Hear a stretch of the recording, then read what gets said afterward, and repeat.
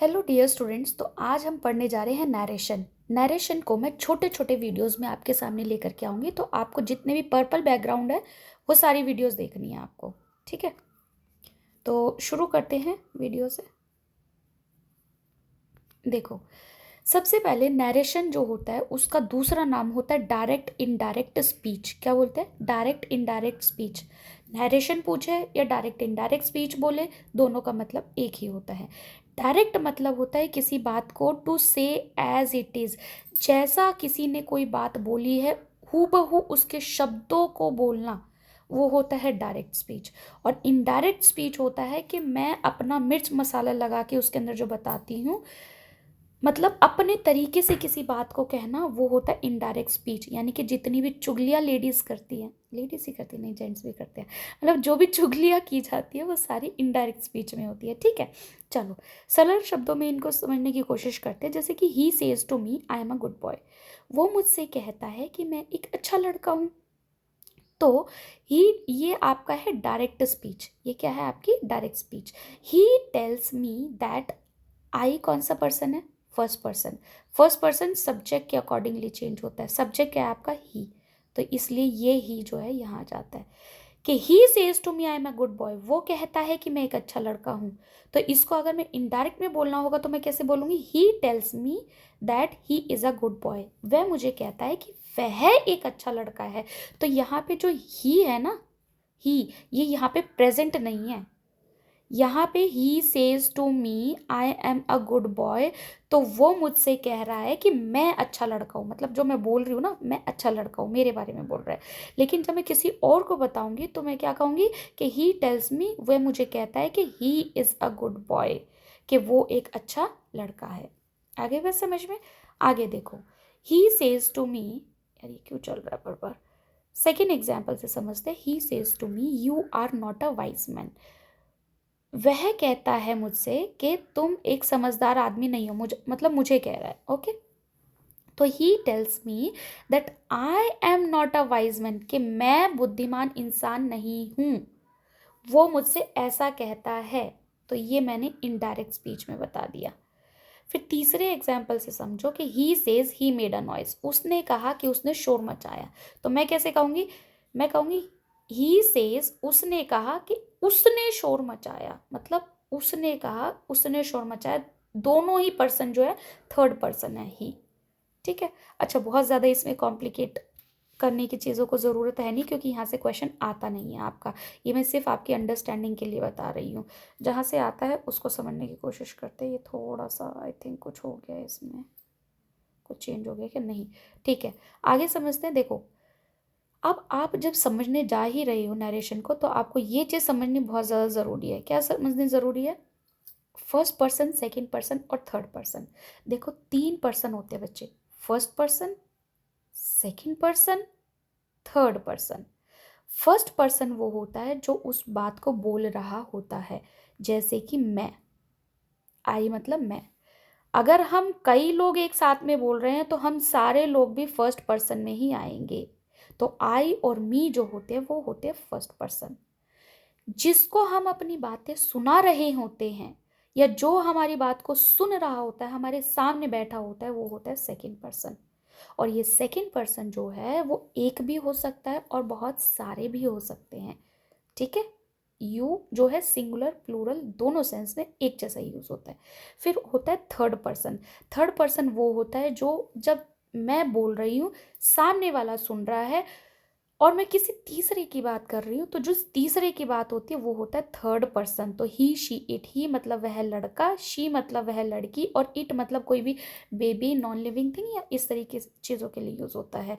और दे मतलब वे। अब हम यहाँ पर बैठ करके मैं किसी तीसरे पर्सन के बारे में बता रही हूँ, तो ज़रूरी नहीं है तीसरा पर्सन कोई अकेला ही हो, तीसरे पर्सन बहुत सारे लोग भी हो सकते हैं। तो इसलिए वो होता है दे। तो क्या समझे कि तीन पर्सन होते हैं। फर्स्ट पर्सन होते हैं आई, वी। सेकेंड पर्सन होता है सुनने वाला यू। थर्ड पर्सन जो वहाँ पे प्रेजेंट नहीं है। इतनी बात समझ में आई? अब आपको ये चीज़ जानने की बहुत ज़रूरत है कि सब्जेक्ट, ये वाली जो लाइन है ना बच्चे, ये है सब्जेक्ट फॉर्म की। ये वाली जो लाइन है ये है ऑब्जेक्ट फॉर्म की।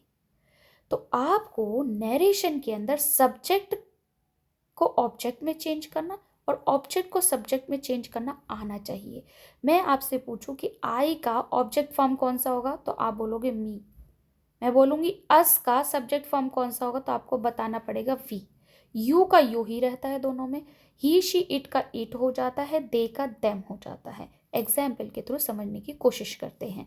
जैसे कि इसके अंदर बोल रखा है ही सेज टू मी, वो मुझसे कहता है। आई कौन सा पर्सन है, फर्स्ट पर्सन। बच्चे यहाँ पे एक और रूल समझना पड़ेगा, सन का, SON। फर्स्ट पर्सन जो होता है वो चेंज होता है according to subject, second person जो चेंज होता है वो होता है अकॉर्डिंग टू ऑब्जेक्ट, और जो थर्ड पर्सन होता है वो कभी चेंज नहीं होता। तो फर्स्ट पर्सन चेंज होगा अकॉर्डिंग टू किसके, सब्जेक्ट के अकॉर्डिंगली। तो यहाँ पे आई कौन सा पर्सन है, मैंने अभी अभी बताया, देखो आई कौन सा पर्सन है, फर्स्ट पर्सन। ये किसके अकॉर्डिंगली चेंज होगा, according to the subject. Subject कहाँ देखना आपको, इस वाले पार्ट में देखना है सब्जेक्ट। इसमें सब्जेक्ट क्या है, इसमें सब्जेक्ट है ये ही। तो यहाँ पे जो ही है इसको यहाँ लिख देंगे ही। अब आई के साथ एम लगता है तो यहाँ पे ही के साथ भी एम थोड़ी लगेगा, ही के साथ इज लगता है इसलिए इज लगेगा। आई बात समझ में, और समझने की कोशिश करते हैं। फिर जैसे मैं बोलती हूँ यू, तो यू मैंने अभी आपको बताया कौन सा पर्सन है, सेकेंड पर्सन।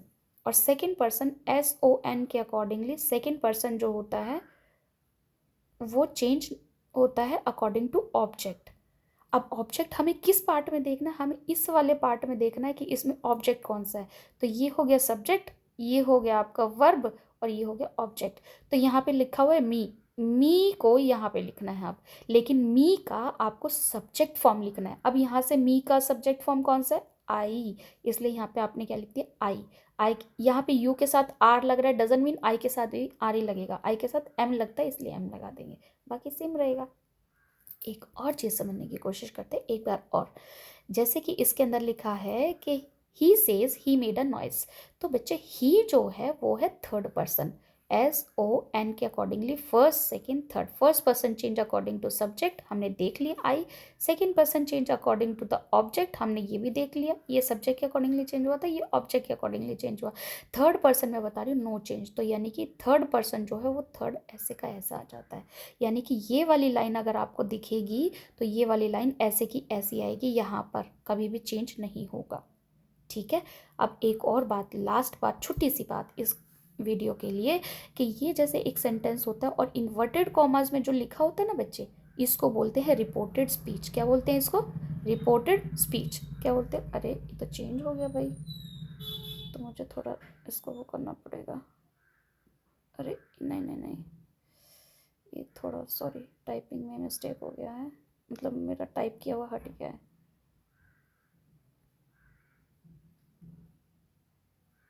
अरे कुछ हटा गया, बस इतना ही है। हाँ, आगे मैं ये कह रही थी कि he said to me I can buy this car. तो ये क्या है, ये आपकी रिपोर्टेड स्पीच है और ये आपकी रिपोर्टिंग वर्ब है। ये क्या है, आपकी रिपोर्टिंग वर्ब है, और ये क्या है, आपका रिपोर्टेड सब्जेक्ट है। ये है रिपोर्टेड स्पीच, ये है रिपोर्टेड वर्ब, और ये है रिपोर्टेड वर्ब का सब्जेक्ट। आपको नरेशन के अंदर ये बेसिक चीज़ें पता होनी चाहिए। फिर अगली वीडियो में हम देखेंगे कि और क्या क्या चीज़ें रह गई है। Thank you very much for this video. God bless you, all the best for your exams.